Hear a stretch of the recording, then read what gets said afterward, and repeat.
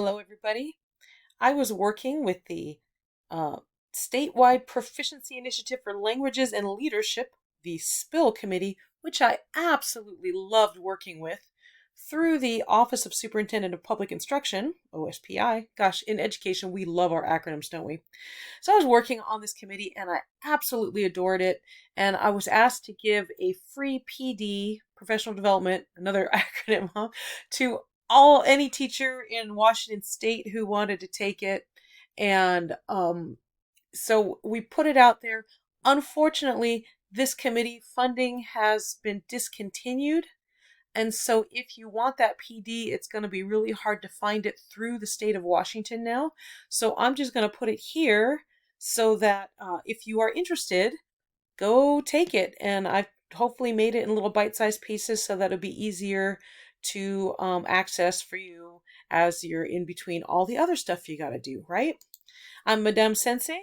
I teach Spanish, French, and Japanese to high schoolers out here in the beautiful Pacific Northwest. Come talk to me at any of these places. I appear weekly on the Comprehend This podcast, and also just comment on this video, and you please help me bounce my crazy ideas around. Collaborate with me. We shouldn't have to teach in a bubble. Teaching is hard enough as it is. Don't reinvent the wheel. Let's work together. So on this bill committee, which again I really loved, I got so much out of it.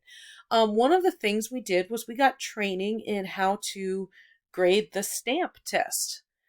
This is a language proficiency exam that we give in Washington State, and I had prepared a lot of students to take the stamp test. I had taken the practice tests myself so that I knew what was going on, but I hadn't seen the other side of it. And that was really eye-opening when I found out how it was all getting scored. One of the things it really did was it really connected the dots for me on the actful descriptors. Now, I had, of course, known all the descriptors forever. They were imbued in my very being, but I hadn't really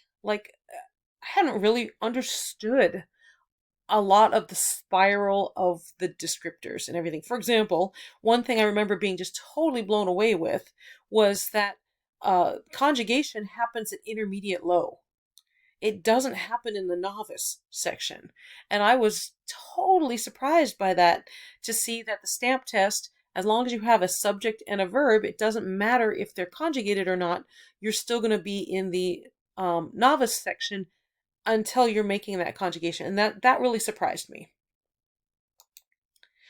So when I was asked to do this PD, I was thinking about how to make it as interesting as possible, because nobody likes to sit and be lectured at and everything. So I wanted to make it interactive, even though it was going to be a video that was going to be asynchronous and everything. So I turned to Wayground, which I love a lot.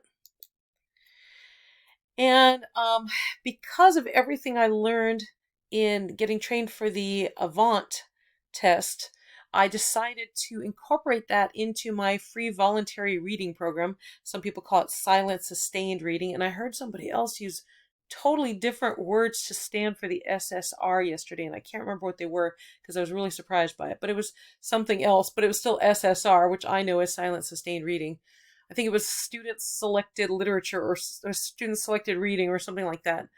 At any rate, so I took what I had learned about grading the Avant test, and I put it into all the other accountability measures I have for my FVR. And I decided I was going to talk about that. So this is what I did. When you go to Wayground, I have videos. This is the video passage thing on Wayground, and you can see at the bottom of the video there are sections where there will be questions asked. Okay, and I tried to keep my videos short. I try really hard on the YouTube channel to keep them short.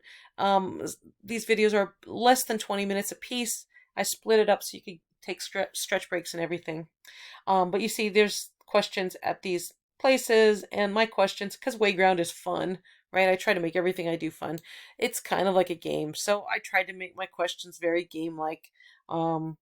Just to break up the action, right? And to get you thinking about concepts, and you need to work with stuff to get it into your long-term memory. So So they are all here. I have 6 of them. All right. And I will have links in the description here. You can just click on the link. You'll need to make an account at Wayground, but it's free. If you want to make more than 20 sets of your own, you'll have to pay. But if you just want to noodle around with Wayground, go ahead and noodle around with Wayground. You can make 20 sets. You can delete them. You can make 20 more sets. That's fine. You can do mine for free. Just click on it and it'll take you right there. And I hope you enjoy and let me know what you think of them. And help me on the next giant presentation I give. See you on the next one.